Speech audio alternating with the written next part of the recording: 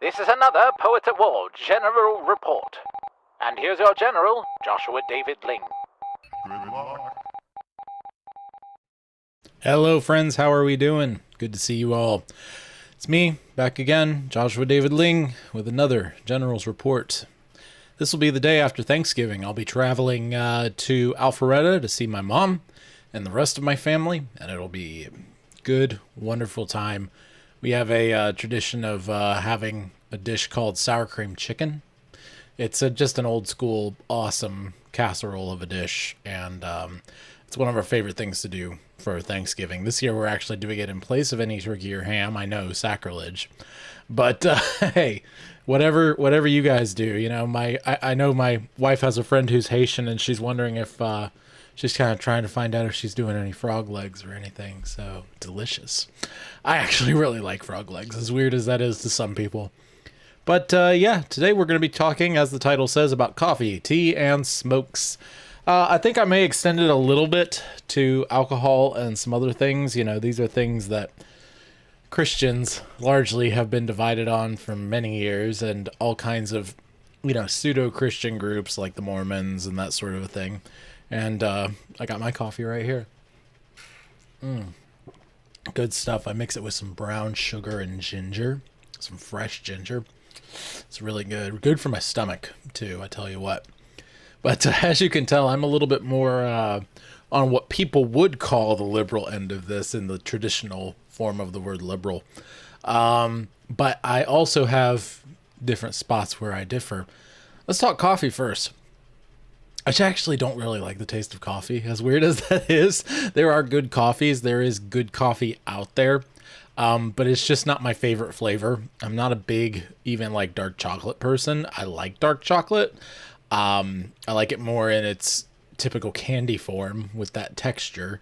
But it's one of those things that I drink it because it's the quickest way for me to get a jump start on what I'm doing. And to really get my energy going. That allows me to output more. It's not something that I rely on exclusively in any way. I actually like tea a lot more, and tea tends to help. It does give me a little bit of a boost, but it also calms me down at the same time. Sometimes I'll actually mix both. I'll do a milk tea and use it as the creamer in my coffee. And sometimes the way that works together is really, really nice. I prefer brown sugar instead of white sugar. You know, something a little bit more real tasting, in my opinion, to white sugar. And it's just one of those things that, like, I experiment. I have fun experimenting with these things, and I enjoy the ritual of putting something together that's going to accompany me throughout my day. That being said, I don't think it's in any way any kind of addiction, because I've gone weeks without, and I have no problem not only experimenting. I don't need the same thing every time. I also just like to try anything. I've been looking into chicory and mushroom related, not those kind of mushrooms, by the way, just mushrooms, mushroom related drinks that people use for energy and wellness as coffee substitutes. And, you know, it's one of those things. If I never had coffee again, I think I'd be okay. But it's something that is really helpful for me now to keep me going and keep me working. And we got to remember, the Bible says it's not what goes into a man that defiles him. It's what comes out, right? And with that being said, moving on to tea, I think it's a similar thing. Very, very similar thing. But tea tends to calm me down a little bit too. Tea can be a very calming thing because there's some different chemicals in it, some different properties in the leaves and the way it's roasted and that sort of a thing. And it's just, it's a wonderful, roasted or dried. It's one of the most wonderful tastes in the world to me. I love, love, love a good tea. If anyone wants to like share random weird various teas with me at any point, I will take you up on that. My current favorite is Yorkshire tea by what's their name? It's a red box. You've seen it before in certain stores. Yorkshire tea, it's red. It's a apparently one of the main brands in England. I've never been, so I don't know. Twinings is another one that I enjoy. You know, it just depends. I've heard Twinnings, I've heard Twinings. I don't know how it's pronounced. But yeah, and I'm one of those people that the Brits will jump on me for this, but I hear a lot of people say, "Oh, don't microwave your water."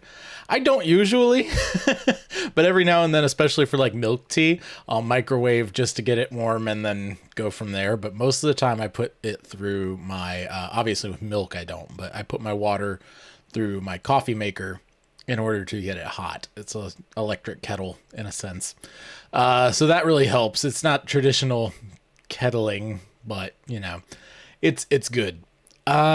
And then we'll move on to smokes in particular. And I'll touch on alcohol and even cannabis, of all things, at the end.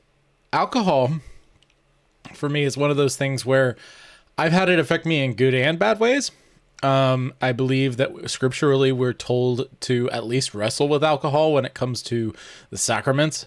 I don't really think and I say this, I'm in a church now that does specifically do grape juice still, and they've been moving toward a split plate for a long time, having some wine and some grape juice for those who have issues.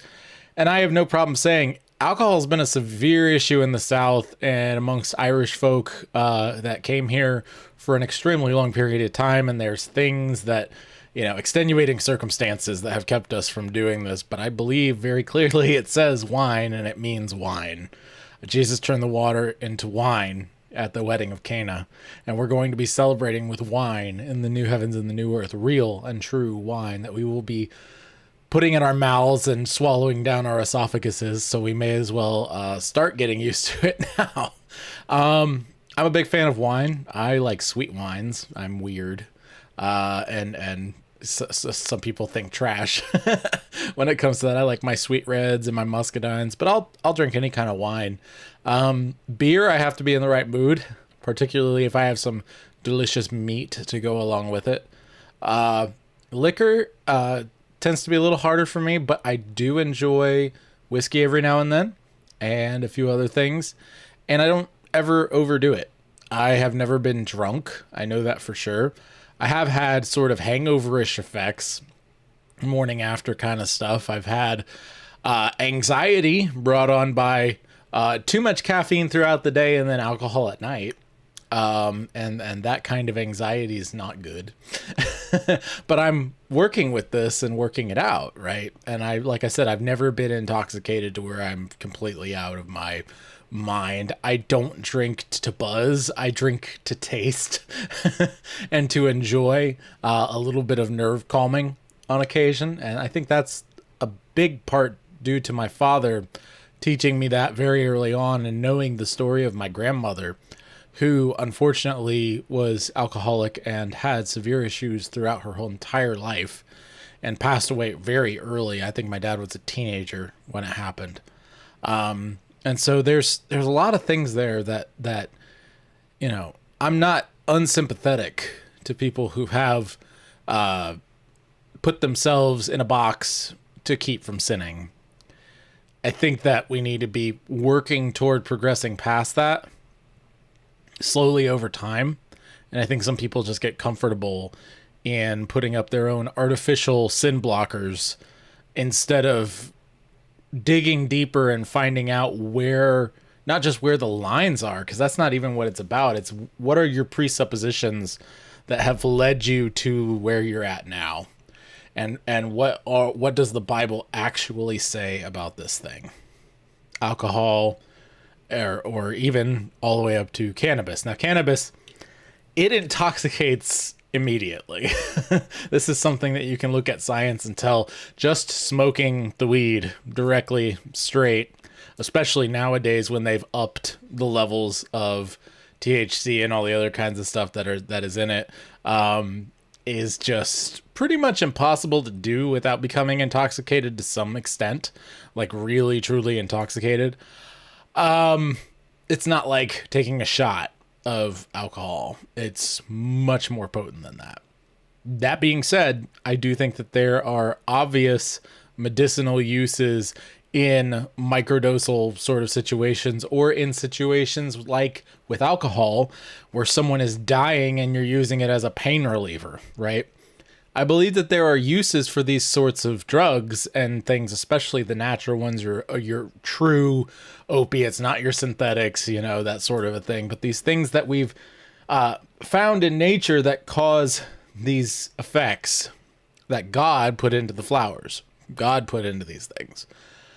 But we don't know what they're for, except that God has said we're not supposed to be intoxicated. So if it's going to intoxicate you in any natural amount, I say don't do it.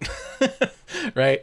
And so that's kind of where I stand on all this kind of stuff. I know there's legalization here. There, not in Georgia, I don't think, but in random places. And, it's one of these things that I just don't give a whole lot of heed to because it's not affecting me. I'd love to hear more from other people on their thoughts, not just cannabis, but any of these things, alcohol, coffee, smokes. Smokes I barely even touched on, if I did at all, but I will here. Yeah, a lot of people say, yeah, well, it causes damage. Okay, so does sugar.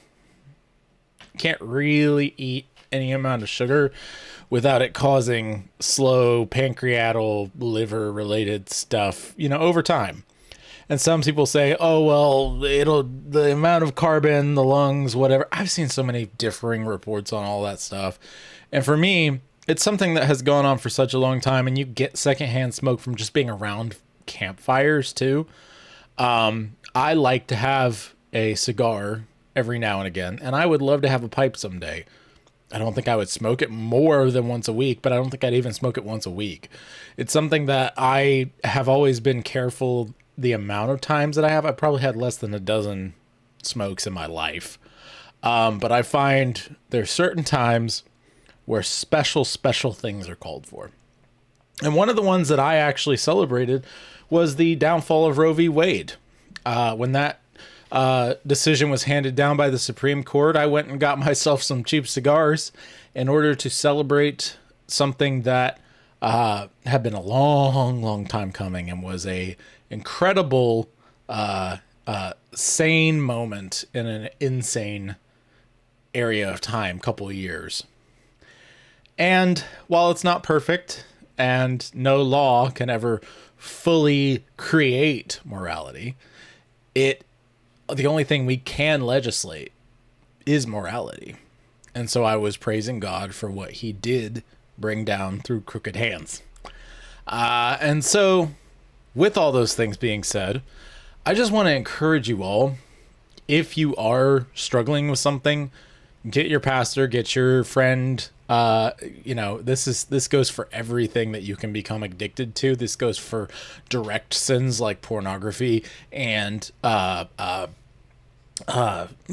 true ridiculous drug use and those sorts of things, drug abuse. This goes for alcohol. This goes for smoking addiction. This goes for everything.